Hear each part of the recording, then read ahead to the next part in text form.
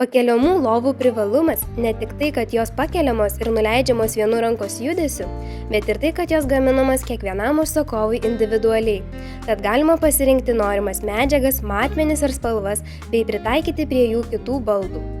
Tai išties puikus pasirinkimas, kadangi integruotas baldas neužima daug vietos, estetiškai įsikomponuoja interjere, užkėlus lovą užimdamas minimaliai vietos, o lovą nuleidus galima turėti patogią pageidavimų matmenų lovą, kuri savo komfortu nei kiek nenusileis stacionarioms miegamojo lovoms.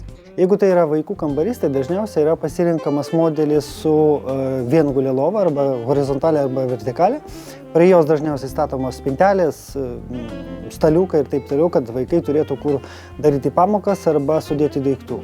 Jei tai yra tėvų miegamasis, dažniausiai yra pasirinkamas modelis su vertikalė lova kartu su spintelėmis bei stalčiukai arba antresolės. Jei tai yra svetainė, tai derinama kartu su miegamoju, tai dažniausias variantas, kuris tinka, yra lova kartu su sofa, kurį dienos metu galite naudoti kaip pasisėdėjimui, televizorių žiūrėjimui arba tiesiog svečiam, o nakties metu jau praktiškai naudositės pakeliamą lovą miegui. Jeigu pasirinkus lovą su patikimu ir gerų pakėlimo mechanizmu, lova bus keliama labai lengvai ir patogiai. Naudojant gerai patikimą pakėlimo mechanizmą, sumontavus į lovą, galima netgi gaminti lovą su 2 metrai ant 2,20 m čiužiniams. Tokią lovą bus lengvai ir patogiai pakelti netgi vaikams arba moteriams. Dažniausiai čiužinys yra pasirenkamas pagal tai, kam jisai bus skirtas arba vaikui, arba suaugusiam. Vienguliai čiužiniai yra naudojami vaikam, dviguliai dažniausiai yra suaugusiam. Praktiškai bet koks čiužinys gali būti naudojamas pakeliamai lovai. Tai nepriklauso lateksinis, spiroklinis arba viskoelastinis, praktiškai visi yra tinkantis. Dažniausias atvejs reikia žiūrėti į čiužinio storį. Jeigu lova yra standartinio 400 mm gilio, yra naudojamas 20-23 cm čiužinys. Jeigu lova yra gilesnė, galima praktiškai bet kokį čiužinį įdėti į tokią lovą.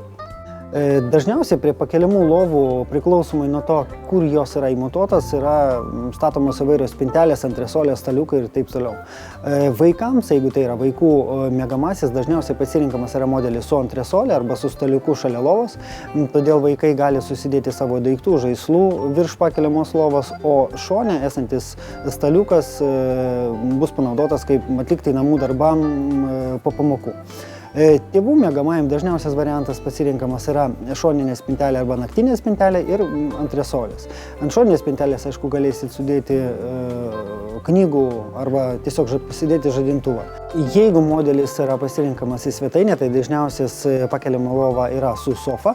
Už sofos yra patalynės dėžė, kurioje galima padėti patalynę. Taip pat po sofą mechanizmas leidžia atidaryti ją ir pasidėti vėlgi daiktams.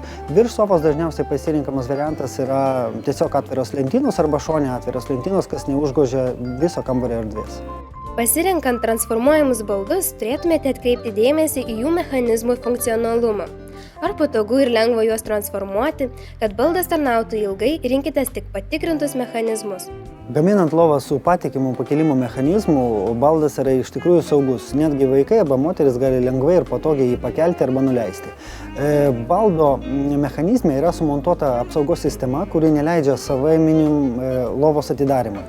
Tai yra, jeigu mes netraukiam lovos, neleidžiam jo žemyn, jinai pati neatsidaro. Traukiant lovą kažkur 30 laipsnių kampu, jinai pradeda lengvai ir palengva leistis žemyn. Dėl vaikų saugumo dažniausiai rankenėlės yra tvirtinamos aukščiau, kad vaikai nepasiektų, o jeigu jau vaikai pasiekė rankenėlės, tai reiškia, jie jau turi pakankamai jėgos, kad atidaryti pakeliamą lovą ir saugiai ją nuleisti. Jeigu lovą, daleiskim, vaikas netyčia nuleidžia ir jinai pradėjo leistis, tai jinai nesileidžia greitai, o tiesiog palengva. Todėl prie pirmo jėgos susidūrimo jinai sustos, todėl vaikas nebus sužalotas. Kuo lengvesnis baldo sistemos valdymas, tuo ilgiau jis tarnaus ir bus patogesnis kasdieniniam naudojimui. Medžiagos pakeliamom lovom yra naudojamos tokios pat kaip ir visiems korpusiniam baldam. Tai yra laminuota medžio drožlių plokštė, kas yra populiaru Lietuvoje, MDF dažyta bei medžio lukšto dengta plokštė arba netgi natūralus medis. Jeigu kalbant apie laminuotą drožlių plokštę, tai jinai jau yra standartinių spalvų. Visi mes prie jų praktiškai jau pripratę, nes jau gaminama labai ilgai. Ir tiesiog skiriasi pats gamintojas ir gamintojo spalvos. Jeigu tai yra MDF dažyta plokštė, tai praktiškai bet kokie dizaino sprendimai, frezavimai, dažai gali būti parenkami, blizgus netgi gali būti arba retro imitacija. Lovos pagamintos iš medžio išsiskiria savo natūralių grožių. Jos gaminamos iš natūralios medienos arba medžio lukštų dentoks plokštės. Praktiškai gali būti jinai patinuojama, dažoma, retro stiliaus spalvos gali būti parenkamos. Tokia lova ateityje gali būti netgi restauruojama ir parenkamas kitas tonas arba spalva. Tokios lovos yra labai patikimos ir ilgaamžės.